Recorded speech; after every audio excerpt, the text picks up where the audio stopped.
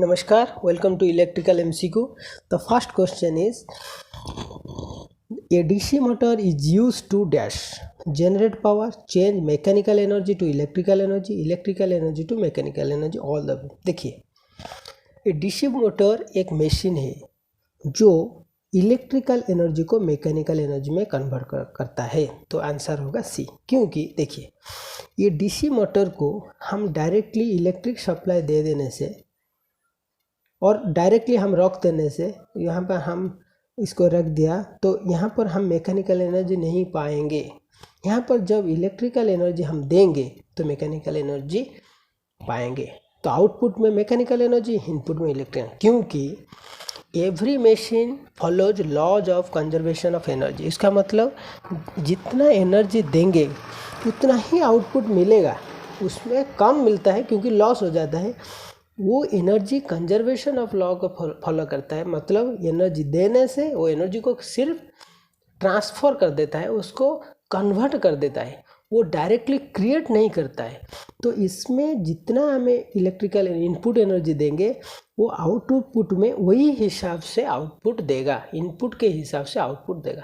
वो directly input नहीं देने से वो आउटपुट नहीं देगा, क्योंकि ये कंजर्वेशन ऑफ लॉ को फॉलो करता है। तो यहाँ पर क्या करते हैं, इलेक्ट्रिकल एनर्जी जब देंगे वो मैग्नेटिक डोमेन के साथ, मैग्नेटिक डोमेन एमडी इसको बोलते हैं, वो मैकेनिकल एनर्जी। तो मैग्नेटिक डोमेन क्या करता है, वो कन्वर्सन के लिए वो हेल्प करता है। जो मैग्नेटिक डोमेन मतलब एक फील्ड, मैग्नेटिक फील्ड में जब एक कंडक्टर को हम करंट दे देंगे, ये सपोज यहाँ पर करंट पास किया तो ये इट टेंड्स टू रोटेट, जिसको हम मैकेनिकल एनर्जी बोलते हैं। वहाँ पर टॉर्क डेवलप होगा विथ स्पीड, एंगुलर स्पीड। यहाँ पर सप्लाई वोल्टेज एंड करंट देंगे तो इलेक्ट्रिकल एनर्जी को मैकेनिकल एनर्जी में कन्वर्ट करता है। C is the answer. Second question देखिए, a DC motor is still used in industry because of dash. देखिए नाउ डेज हमारा एसी मोटर यूज किया जाता है, फिर भी हम डीसी मोटर को मोस्टली यूज करते हैं बिकॉज टॉर्क स्पीड कैरेक्टरिस्टिक के लिए। देखिए मोटर, जनरल डीसी मोटर का नाम MO means motion, for motion, torque and torque, motion means speed and torque characteristic के लिए डीसी मोटर यूज किया जाता है। टॉर्क स्पीड मतलब वो जो टॉर्क मिलता है, high starting torque, high starting torque, high starting torque. और speed, fine speed control, fine speed control, control speed को हमें अच्छे से कंट्रोल कर सकते हैं और स्टार्टिंग टॉर्क भी बहुत अच्छा मिलता है, इसीलिए इसको हम यूज करते हैं। But nowadays AC motors are used mostly, but DC motor use किया जाता है इसी वजह से, क्योंकि उसका टॉर्क स्पीड कैरेक्टरिस्टिक बहुत अच्छा है। ठीक है। The back EMF opposes dash. देखिए बैक EMF क्या होता है, back EMF oppose applied voltage. क्योंकि देखिए जब हम आर्मेचर को सप्लाई देते हैं ना, suppose this is armature, suppose this is armature. देखिए यहाँ पर हम, यहाँ पर फील्ड है, सपोज नॉर्थ पोल, यहाँ पर साउथ पोल है, यहाँ पर फील्ड है, यहाँ पर हम सप्लाई दे देते हैं, सपोज सप्लाई वोल्टेज भी दे देते हैं। तो फील्ड दे देने से यहाँ पर एक करंट फ्लो होता है, आइए ठीक है। आर्मेचर का रेजिस्टेंस यहाँ पर आ रहे हैं, आर्मेचर का रेजिस्टेंस है। तो जब हम सप्लाई वोल्टेज भी देते हैं, वो पहले स्टैंड स्टिल था, जो सप्लाई वोल्टेज देंगे तो घूमने के लिए स्टार्ट हुआ। क्यों घूमेगा, देखिए ये जब वोल्टेज हमारा दिया जाता है आर्मेचर को, वो armature according to Lenz's law, वो आर्मेचर चाहता है, समझने के लिए थोड़ा प्रयास कीजिए, वोल्टेज हम अप्लाई करते हैं तो आर्मेचर चाहता है मैं उसी तरह स्टैंड स्टिल रहूँगा, तो वो चाहता है मैं एक नेगेटिव वोल्टेज भी यहाँ आता है मेरा तरफ, मैं उसका तरफ एक वोल्टेज भेज दूँ तो कैंसिल हो जाने से मैं स्टैंड स्टिल रह सकता हूँ। तो इसीलिए वो सोचता है कि मैं कैसे अपोजिंग वोल्टेज डेवलप करूँगा। तो यहाँ पर वो सोचता है कि मैं जब ये मैग्नेटिक फील्ड के अंदर जेनरेटिंग एक्शन कर दूंगा, जेनरेटिंग एक्शन मतलब यहाँ पर मैग्नेटिक फील्ड, तो मैं जब रोटेट हो जाऊंगा ना, ये फ्लक्स को काट दूंगा तो मेरे अंदर एक वोल्टेज जनरेट हो जाएगा। तो वही जो वोल्टेज जनरेट होता है due to generating action in the motor, उसको बैक ईएमएफ बोलते हैं। जो बैक ईएमएफ अपोजिंग डायरेक्शन में मूव करता है, जो वोल्टेज को अपोज कर देने से वो करंट उसमें जीरो हो जाएगा, इसी के लिए वो अपने आप को घुमा देता है। ईबी को डेवलप करने के लिए वो घुमा देता है, तो इसीलिए हम बोलते हैं ईबी बढ़ने से स्पीड बढ़ता है। एक्चुअली ईबी को ज़्यादा डेवलप करने के लिए वो अपने आप ज़्यादा घूमता है, क्योंकि ज़्यादा घूमने से ज़्यादा ईएमएफ क्रिएट होगा, वो अपोज होगा। ये जो ईएमएफ क्रिएट होता है ना, ये अप्लाइड वोल्टेज अपोज करता है, इसीलिए उसका नाम बैक ईएमएफ दिया है। नहीं तो बैक ईएमएफ और जनरेटेड ईएमएफ कोई फर्क नहीं है। तो back EMF always opposes applied voltage. ठीक है, नेक्स्ट क्वेश्चन देखिए। The value of back EMF in a DC motor is maximum at dash at no load. देखिए ईएमएफ, जनरेटेड ईएमएफ, मैं आपको बोला था जनरेटेड ईएमएफ जो होता है वो बैक ईएमएफ ही होता है।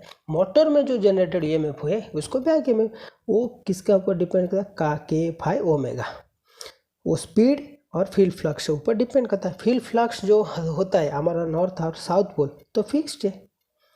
तो अभी फिक्स मतलब का जो ये इलेक्ट्रोमैग्नेट है, लेकिन अभी इसको हम कांस्टेंट उसको धर रहे हैं, बा उसको हम ये जो मैग्नेटिक फ्लक्स है ना, इसको हम मानते हैं कि ये फिक्स है। तो ये जो क्या जो स्पीड को हम जब इंक्रीज करेंगे तो ई भी बढ़ेगा। तो हमारा स्पीड कब ज़्यादा होता है ना, नो लोड में स्पीड ज़्यादा होता है, क्योंकि हमारा स्पीड ज़्यादा होगा तो ये सपोज ज़्यादा स्पीड में घूमेगा तो ज़्यादा फ्लक्स को वो काटेगा, ज़्यादा फ्लक्स कटने से वहाँ पर ज़्यादा ईएमएफ होगा। तो ज़्यादा स्पीड कब होता है ना, नो लोड में। नो लोड में स्पीड ज़्यादा होता है, ज़्यादा फ्लक्स करता है, ज़्यादा ईएमएफ, तो इसीलिए बैक ईएमएफ मैक्सिमम होता है नो लोड। ठीक है, तो वोल्टेज इक्वेशन ऑफ मोटर कितना है देखिए। यहाँ पर हम आर्मेचर इसको पकड़ रहे हैं, यहाँ पर हम वोल्टेज दे रहे हैं, यहाँ पर ईबी जनरेट होता है, वोल्टेज आर्मेचर करंट को पास करता है, यहाँ ईबी इस तरह पास करता है। तो यहाँ पर ईबी का, तो ईबी का डायरेक्शन हम इस तरह भी लिख सकते हैं। ईबी को हम सेल की तरह हम पकड़ रहे हैं, तो इसका पोलैरिटी प्लस होगा माइनस होगा, प्लस क्योंकि करंट यहाँ से यहाँ जाता है ईबी का, वोल्टेज का यहाँ से आता है, तो वोल्टेज का ऐसा हम लिख सकते हैं। ठीक है, तो देखिए तो यहाँ पर हमारा देखिए ईबी और वोल्टेज परस्पर अपोजिंग करता है, तो नेट वोल्टेज कितना होगा देखिए। यहाँ पर आर्मेचर का रेजिस्टेंस है, तो नेट वोल्टेज होगा V माइनस ईबी हो जाएगा। तो करंट जो फ्लो होता है according to Ohm's law, voltage upon resistance V minus Eb upon R है, और KVL हम लगा देने से भी हमको पता चल जाएगा। देखिए पहले यहाँ से हम जाएंगे तो देखिए दिस इज ए पॉइंट, तो यहाँ से आइए गया पॉजिटिव से नेगेटिव, देखिए according to KVL positive minus Eb हम लिख सकते हैं। देखिए माइनस वोल्टेज ड्रॉप होता है तो माइनस IARA, क्योंकि IA पास करता है रेजिस्टेंस में, तो यहाँ पर करंट जाएगा, दिस भी नेगेटिव से पॉजिटिव, तो प्लस भी, दिस इज इक्वल टू 0, वही कहाँ पर A पर पहुँच गए। तो देखिए तो हम लिखें V minus Eb is equal to IARA को उस तरफ लीजिए तो कितना होगा प्लस IARA, तो IA कितना होगा V minus Eb upon R, इसी तरह भी लिख सकते हैं।